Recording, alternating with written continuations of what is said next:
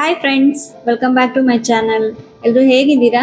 ಚೆನ್ನಾಗಿದ್ದೀರಾ ಅಂತ ಭಾವಿಸ್ತಾ ಫ್ರೆಂಡ್ಸ್, ಬನ್ನಿ ಇವತ್ತು ಮಟನ್ ಬಿರಿಯಾನಿ ಮಾಡೋದು ಹೇಗೆ ಅಂತ ತೋರಿಸ್ತಾ ಇದ್ದೀನಿ. ಮಟನ್ ಬಿರಿಯಾನಿ ಮಾಡೋಕ್ಕೆ ಏನೆಲ್ಲ ಇಂಗ್ರೀಡಿಯೆಂಟ್ಸ್ ಬೇಕಾಗತ್ತೆ, ಹಾಗೆ ಯಾವ ರೀತಿ ಮಾಡೋದು ಅಂತ ನಾನಿವತ್ತು ತೋರಿಸ್ತಾ ಇದ್ದೀನಿ.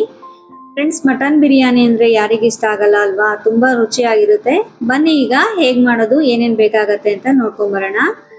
ಫ್ರೆಂಡ್ಸ್, 1.5 ಇಂಚಷ್ಟು ಶುಂಠಿ ತೊಗೊಂಡಿದ್ದೀನಿ, 2 ಈರುಳ್ಳಿ ಉದ್ದುದಾಗಿ ಕಟ್ ಮಾಡಿ ಇಟ್ಕೊಂಡಿದ್ದೀನಿ, 1 ಹಿಡಿ ಕೊತ್ತಂಬರಿ ಸೊಪ್ಪು, 1 ಹಿಡಿ ಪುದೀನ, ಒಂದು 8 ರಿಂದ 10 ಹಸಿಮೆಣಸಿನ್ಕಾಯಿನ ಹೆಚ್ಚಿಟ್ಕೊಂಡಿದ್ದೀನಿ, 2 ಟೊಮೆಟೊ ಹೆಚ್ಚಿಟ್ಕೊಂಡಿದ್ದೀನಿ, ಹಾಗೆ 1 ಗೆಡ್ಡೆ ಬೆಳ್ಳುಳ್ಳಿ, ಅರ್ಧ ಕಪ್ ಆಗೋಷ್ಟು ಮೊಸರು ತಗೊಂಡಿದ್ದೀನಿ, ಹಾಗೆ ಪಲಾವ್ ಎಲೆ, ಚಕ್ಕೆ, ಲವಂಗ, ಸ್ಟಾರ್ ಹೂವು, ಏಲಕ್ಕಿ ತಗೊಂಡಿದ್ದೀನಿ. ಫ್ರೆಂಡ್ಸ್, ಬನ್ನಿ ಈಗ ನೆಕ್ಸ್ಟು ಒಂದು ಅರ್ಧ kg ಮಟನ್ನ ಚೆನ್ನಾಗಿ ತೊಳೆದು ಎತ್ತಿಟ್ಕೊಂಡಿದ್ದೀನಿ, ಹಾಗೆ 1.5 ಗ್ಲಾಸಷ್ಟು ಅಕ್ಕಿ ಕೂಡ ತೆಗೆದಿಟ್ಕೊಂಡಿದ್ದೀನಿ. ಅಕ್ಕಿನ ಚೆನ್ನಾಗಿ ತೊಳೆದ್ಬಿಟ್ಟು ಒಂದು 10 ನಿಮಿಷ ನೆನೆಸಿಟ್ಕೋಬೇಕಾಗುತ್ತೆ. ಬನ್ನಿ ಈಗ ನೆಕ್ಸ್ಟು ಏನೇನು ಮಾಡೋದು ಅಂತ ನೋಡ್ಕೊಂಬರೋಣ. ಈಗ ಮಿಕ್ಸಿ ಜಾರ್ ತಗೊಂಡು ಶುಂಠಿ, ಬೆಳ್ಳುಳ್ಳಿ, ಹಸಿಮೆಣಸಿನ್ಕಾಯಿ, ಈರುಳ್ಳಿ, ಹಾಗೆ ಪುದೀನ ಮತ್ತು ಕೊತ್ತಂಬರಿ ಸೊಪ್ಪು ಸೇರಿಸ್ಕೋಬೇಕು. ಫ್ರೆಂಡ್ಸ್, ಎಲ್ಲ ಸೇರಿಸ್ಕೊಂಡು ಚೆನ್ನಾಗಿ ಗ್ರೈಂಡ್ ಮಾಡ್ಕೋಬೇಕು. ನೋಡಿ, ಈ ರೀತಿ ಚೆನ್ನಾಗಿ ಗ್ರೈಂಡ್ ಮಾಡ್ಕೋಬೇಕು. ನೆಕ್ಸ್ಟು ಸ್ಟವ್ ಮೇಲೆ ಒಂದು ಕುಕ್ಕರ್ ಇಟ್ಕೊಂಡು ಕುಕ್ಕರ್ಗೆ ಒಂದು 2 ರಿಂದ 3 ಟೇಬಲ್ ಸ್ಪೂನು ಎಣ್ಣೆ ಹಾಕೋಬೇಕು. ಎಣ್ಣೆ ಎಲ್ಲ ಸ್ವಲ್ಪ ನೋಡ್ಕೊಂಡೇ ಹಾಕೊಳ್ಳಿ, ಯಾಕಂದರೆ ಮಟನಲ್ಲಿ ಚರ್ಬಿ ಇರುತ್ತೆ. ಹಾಗಾಗಿ 1 ಟೀ ಸ್ಪೂನ್ ಅಷ್ಟು ತುಪ್ಪ ಸೇರಿಸ್ಕೊತಾ ಇದ್ದೀನಿ. ಫ್ರೆಂಡ್ಸ್, ಇಲ್ಲಿ ತುಪ್ಪ ಬೇಕು ಅಂದರೆ ಹಾಕೋಬೋದು, ಇಲ್ಲಾಂದರೆ ಸ್ಕಿಪ್ ಮಾಡ್ಬೋದು. ತುಪ್ಪ ಹಾಕೊಂಡ್ರೆ ಸ್ವಲ್ಪ ಟೇಸ್ಟ್ ಇರುತ್ತೆ ಅಂತ ಅಷ್ಟೇ. ನೆಕ್ಸ್ಟ್ ಈಗ ಮಸಾಲ ಪದಾರ್ಥಗಳನ್ನೆಲ್ಲ ಹಾಕೊಂಡು ಫ್ರೈ ಮಾಡ್ಕೋಬೇಕು. ಮಸಾಲ ಪದಾರ್ಥಗಳೆಲ್ಲ ಸ್ವಲ್ಪ ಫ್ರೈ ಆದಮೇಲೆ ಕಟ್ ಮಾಡಿ ಇಟ್ಕೊಂಡಿರೋಂಥ ಈರುಳ್ಳಿ ಸೇರಿಸ್ಕೊಂಡು ಚೆನ್ನಾಗಿ ಗೋಲ್ಡನ್ ಬ್ರೌನ್ ಬರೋವರೆಗೂ ಹುರ್ಕೋಬೇಕಾಗತ್ತೆ. ಹಾಗೆ ಹಸಿಮೆಣಸಿನ್ಕಾಯಿ ಕೂಡ ಸೇರಿಸ್ಕೊಳ್ಳಿ, 1-2 ಹಸಿಮೆಣಸಿನ್ಕಾಯಿ ಸೇರಿಸ್ಕೊಂಡಿದ್ದೀನಿ. ಈರುಳ್ಳಿ ಎಲ್ಲ ಚೆನ್ನಾಗಿ ಫ್ರೈ ಮಾಡ್ಕೋಬೇಕು. ಫ್ರೆಂಡ್ಸ್, ನಾನು ಮಾಡ್ತಾ ಇರೋ ರೆಸಿಪಿಗಳೆಲ್ಲ ಇಷ್ಟ ಆಗ್ತಾ ಇದೆಯಾ ನಿಮಗೆ? ಇಷ್ಟ ಆಗ್ತಾ ಇದ್ರೆ ಪ್ಲೀಸ್ ಲೈಕ್ ಮಾಡಿ, ಶೇರ್ ಮಾಡಿ, ಹಾಗೆ ಸಬ್ಸ್ಕ್ರೈಬ್ ಮಾಡಿಕೊಂಡು ಸಪೋರ್ಟ್ ಮಾಡಿ. ಫ್ರೆಂಡ್ಸ್, ಇನ್ನೂ ಹೊಸ ರೆಸಿಪಿಗಳ ಜೊತೆ ಬರ್ತಾನೆ ಇರ್ತೀನಿ ನಾನು. ನಿಮಗೂ ಕೂಡ ಇಷ್ಟ ಆಗ್ತಾ ಇದೆ ಅಂದ್ಕೊಂಡಿದ್ದೀನಿ. ದಯವಿಟ್ಟು ಸಪೋರ್ಟ್ ಮಾಡಿ. ಫ್ರೆಂಡ್ಸ್, ನೋಡಿ, ಈ ರೀತಿ ಚೆನ್ನಾಗಿ ಈರುಳ್ಳಿ ಎಲ್ಲ ಫ್ರೈ ಮಾಡ್ಕೋಬೇಕು.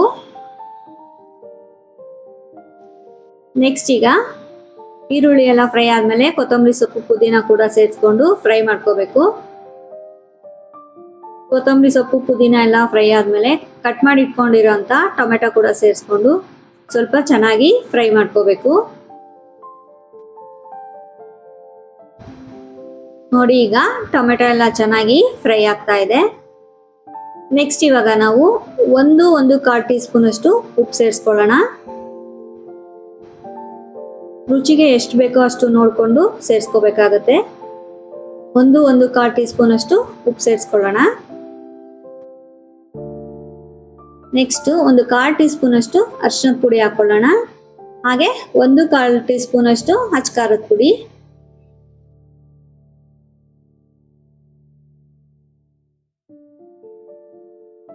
ಒಂದು ಟೀ ಸ್ಪೂನ್ ಅಷ್ಟು ಧನಿಯಾ ಪೌಡ್ರು,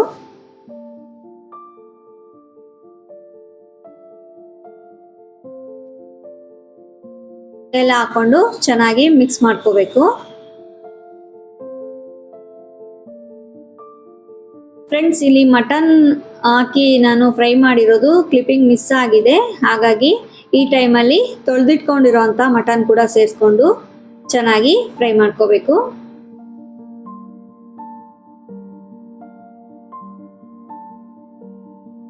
ನೋಡಿ, ಈ ರೀತಿ ಎಲ್ಲ ಫ್ರೈ ಆದಮೇಲೆ ಮಟನ್ ಸೇರಿಸ್ಕೊಂಡು ಫ್ರೈ ಮಾಡ್ಕೋಬೇಕು. ನೋಡಿ ಫ್ರೆಂಡ್ಸ್, ಈಗ ಮಟನ್ ಸೇರಿಸ್ಕೊಂಡು ಫ್ರೈ ಮಾಡ್ಕೊಂಡಿದ್ದೀನಿ. ನೆಕ್ಸ್ಟ್ ಇವಾಗ ನಾವು ರುಬ್ಬಿಟ್ಕೊಂಡಿರೋ ಅಂಥ ಗ್ರೇವಿ ಕೂಡ ಈಗ ಸೇರಿಸ್ಕೊಂಡು ಮಿಕ್ಸ್ ಮಾಡ್ಕೋಬೇಕು.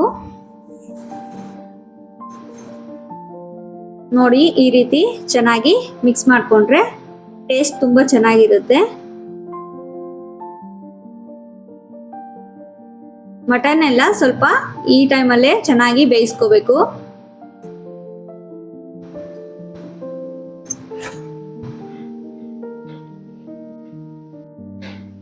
ಮಟನ್ ಎಷ್ಟು ಚೆನ್ನಾಗಿ ಬೇಯಿಸ್ಕೋತೀವೋ ಅಷ್ಟು ಬಿರಿಯಾನಿ ಟೇಸ್ಟಿಯಾಗಿ ಬರುತ್ತೆ ಫ್ರೆಂಡ್ಸ್. ಹಾಗಾಗಿ ಮಟನ್ ಸ್ವಲ್ಪ ಚೆನ್ನಾಗಿ ಉಪ್ಪು ಖಾರ ಹಿಡಿಯೋ ಥರ ಬೇಯಿಸ್ಕೋಬೇಕು.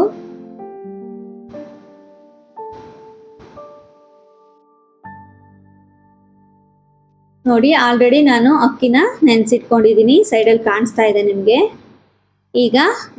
ಈಗ ಮಟನ್ ಬೇಯೋಕ್ಕೆ ಎಷ್ಟು ನೀರು ಬೇಕೋ ಅಷ್ಟೊಂದು ಸೇರಿಸ್ಕೊಂಡು ನಾವು ವಿಷಲ್ ಹಾಕಿಸ್ಕೋಬೇಕು. ಯಾಕಂದರೆ ಮಟನ್ನು ಬೇಯಬೇಕಲ್ವಾ, ಹಾಗಾಗಿ.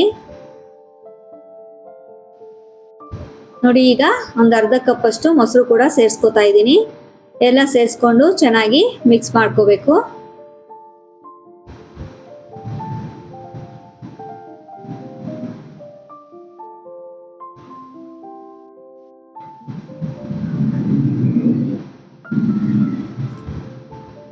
ನೆಕ್ಸ್ಟ್ ಈಗ ನಾವು ಮಟನ್ ಬೇಯೋಕ್ಕೆ ಎಷ್ಟು ನೀರು ಬೇಕೋ ಅಷ್ಟು ನೀರು ಹಾಕ್ಕೊಂಡು ಈಗ ಒಂದು 4 ರಿಂದ 5 ವಿಷಲ್ ಕೂಗಿಸ್ಕೋಬೇಕು. ನೋಡಿ ಈ ರೀತಿ ಚೆನ್ನಾಗಿ ಕುದಿಯೋಕ್ಕೆ ಸ್ಟಾರ್ಟ್ ಆದಮೇಲೆ ನಾವು ಲಿಡ್ ಕ್ಲೋಸ್ ಮಾಡಿ 4-5 ವಿಷಲ್ ಹಾಕ್ಸ್ಕೋಬೇಕು. ಯಾಕಂದರೆ ಮಟನ್ನು ಸ್ವಲ್ಪ ಬೇಯಬೇಕಲ್ವಾ, ಹಾಗಾಗಿ. ಈಗ ನೀವು ಉಪ್ಪು ಖಾರ ಎಲ್ಲ ಚೆಕ್ ಮಾಡ್ಕೋಬೋದು. ಉಪ್ಪು ಖಾರ ಏನಾದರೂ ಬೇಕು ಅಂದರೆ ಈ ಟೈಮಲ್ಲೇ ಸೇರಿಸ್ಕೊಂಡು ಎಲ್ಲ ಮಿಕ್ಸ್ ಮಾಡ್ಕೋಬೋದು. ನೋಡಿ ಈಗ ಬೇಯಕ್ಕೆ ಎಷ್ಟು ನೀರು ಬೇಕೋ ಅಷ್ಟು ಸೇರಿಸ್ಕೊತಾ ಇದ್ದೀನಿ.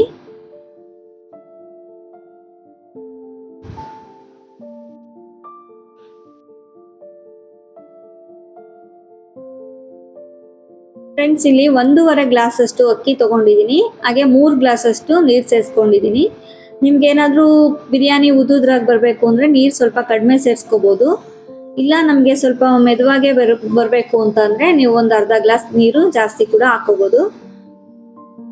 ಬನ್ನಿ ಈಗ ಎಲ್ಲ ಚೆನ್ನಾಗಿ ಮಿಕ್ಸ್ ಮಾಡಿಕೊಂಡು ಲಿಡ್ ಕ್ಲೋಸ್ ಮಾಡೋಣ.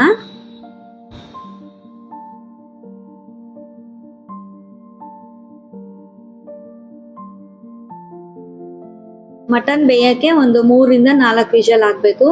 ಹಾಗೆ ಬಿರಿಯಾನಿ ಕೂಡ 1 ವಿಷಲ್ ಅಥವಾ 2 ವಿಷಲ್ ಕೂಗಿಸ್ಕೊಂಡ್ರೆ ಬಿಸಿ ಬಿಸಿ ಬಿರಿಯಾನಿ ರೆಡಿ ಆಗುತ್ತೆ. ನೋಡಿ ಈಗ ಲಿಡ್ ಕ್ಲೋಸ್ ಮಾಡ್ತಾ ಇದ್ದೀನಿ. ಈಗ ಒಂದು 3 ರಿಂದ 4 ವಿಷಲ್ ಹಾಕ್ಸ್ಕೊಳ್ಳೋಣ.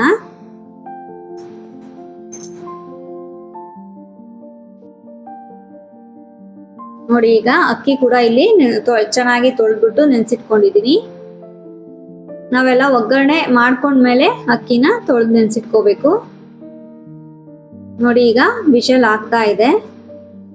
ಒಂದು 3 ರಿಂದ 4 ವಿಷಲ್ ಬೇಕೇ ಬೇಕು ಫ್ರೆಂಡ್ಸ್. ಯಾಕಂದ್ರೆ ಮಟನ್ನು ಚೆನ್ನಾಗಿ ಬೇಯಬೇಕು. ಕೆಲವೊಂದು ಮಟನ್ನು ಬೇಯಲ್ಲ, ಕೆಲವೊಂದು ಮಟನ್ನು ಬೇಗ ಬೆಂದೋಗ್ಬಿಡುತ್ತೆ. ಹಾಗಾಗಿ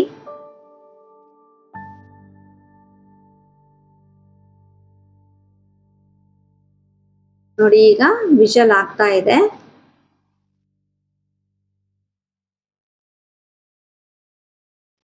ವಿಷಲ್ ಹಾಕಿದ್ಮೇಲೆ ನಾವು ಫುಲ್ಲು ತಣ್ಣಗಾಗಕ್ಕೆ ಬಿಟ್ಬಿಡ್ಬೇಕು ಫ್ರೆಂಡ್ಸ್. ಯಾಕಂದ್ರೆ ಬಿಸಿ ಇದ್ದಾಗ ತೆಗಿಬಾರ್ದು. ನೋಡಿ ಈಗ ಮಟನ್ ಎಲ್ಲ ತುಂಬಾ ಚೆನ್ನಾಗಿ ಬೆಂದಿದೆ. ನೋಡ್ತಾ ಇರ್ಬೋದು ನೀವು ಎಷ್ಟು ಚೆನ್ನಾಗಿ ಕಾಣ್ತಾ ಇದೆ ಅಂತ. ಈಗ ಮಟನ್ ಎಲ್ಲ ಚೆನ್ನಾಗಿ ಬೆಂದಿದೆಯಾ ಮತ್ತೆ ಉಪ್ಪು ಖಾರ ಎಲ್ಲ ಚೆನ್ನಾಗಿ ಹಿಡ್ದಿದೆಯಾ ಅಂತ ನೋಡ್ಕೊಂಡು ನಾವು ಅಕ್ಕಿ ಸೇರಿಸ್ಕೋಬೇಕಾಗತ್ತೆ. ಚೆನ್ನಾಗಿ ಮಟನ್ ಎಲ್ಲ ಬೆಂದಿದೆ. ನೆಕ್ಸ್ಟ್ ಇವಾಗ ನಾವು ನೆನ್ಸಿಟ್ಕೊಂಡಿರೋ ಅಂತ ಅಕ್ಕಿ ಕೂಡ ಈಗ ಸೇರಿಸ್ಕೊಳ್ಳೋಣ.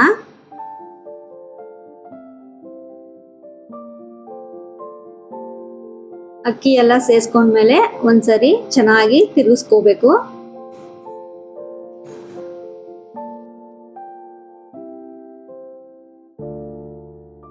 ನಾನು ಅರ್ಧ ಕೆಜಿ ಮಟನ್ಗೆ 1.5 ಗ್ಲಾಸ್ ಅಷ್ಟು ಅಕ್ಕಿ ತಗೊಂಡಿದ್ದೀನಿ. ಹಾಗೆ 1.5 ಗ್ಲಾಸ್ ಅಕ್ಕಿಗೆ 3 ರಿಂದ 3.5 ಗ್ಲಾಸ್ ಅಷ್ಟು ನೀರು ಹಾಕೊಂಡಿದ್ದೀನಿ ಫ್ರೆಂಡ್ಸ್. ತುಂಬಾ ಚೆನ್ನಾಗಿ ಬರುತ್ತೆ. ನಿಮ್ಗೆ ಏನಾದರೂ ಉದುರುದ್ರಾಗಬೇಕು ಅಂದ್ರೆ ಸ್ವಲ್ಪ ನೀರನ್ನ ಕಡಿಮೆ ಮಾಡ್ಕೋಬಹುದು.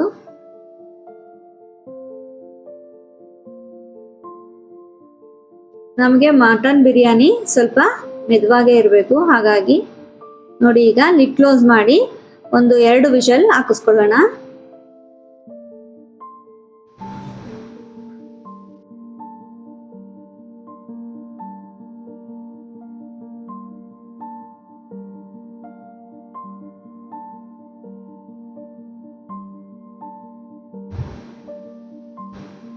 ನೋಡಿ ಈಗ ವಿಷಲ್ ಆಗ್ತಾ ಇದೆ ಫ್ರೆಂಡ್ಸ್. ವಿಷಲ್ ಎಲ್ಲ ಹಾಕಿಸ್ಕೊಂಡ್ಮೇಲೆ ಒಂದು 10 ನಿಮಿಷ 1/4 ಗಂಟೆ ತಣ್ಣಗಾಗಕ್ಕೆ ಬಿಟ್ಬಿಡ್ಬೇಕು.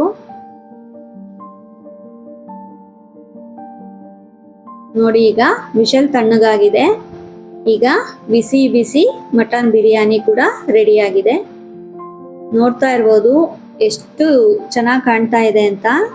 ಹಾಗೆ ತುಂಬ ಟೇಸ್ಟಿಯಾಗಿ ಕೂಡ ಇರುತ್ತೆ ಫ್ರೆಂಡ್ಸ್. ಒಂದ್ಸರಿ ಟ್ರೈ ಮಾಡಿ. ಬಿರಿಯಾನಿ ತುಂಬ ವೆರೈಟಿ ಮಾಡ್ತಾರೆ. ನಾನು ಈ ಥರ ಮಾಡಿದ್ದೀನಿ. ನಿಮಗೆ ಇಷ್ಟ ಆಗ್ತಾ ಇದೆ ಅಂದ್ಕೊಂಡಿದ್ದೀನಿ. ನೋಡ್ತಾ ಇರ್ಬೋದು ಉದುದ್ರಾಗಿ ತುಂಬ ಚೆನ್ನಾಗಾಗಿದೆ ಬಿರಿಯಾನಿ.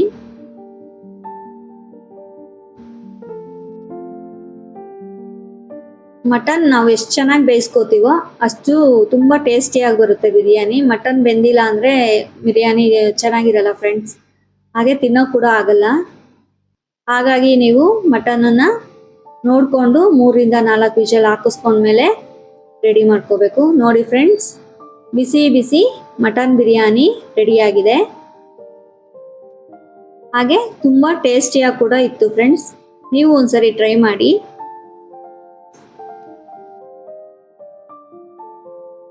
ನೋಡ್ತಾ ಇದ್ದೀರಾ ಎಷ್ಟು ಚೆನ್ನಾಗಿ ಕಾಣ್ತಾ ಇದೆ ಅಂತ. ಬನ್ನಿ ಈಗ ಸರ್ವ್ ಮಾಡ್ಕೊಳ್ಳೋಣ.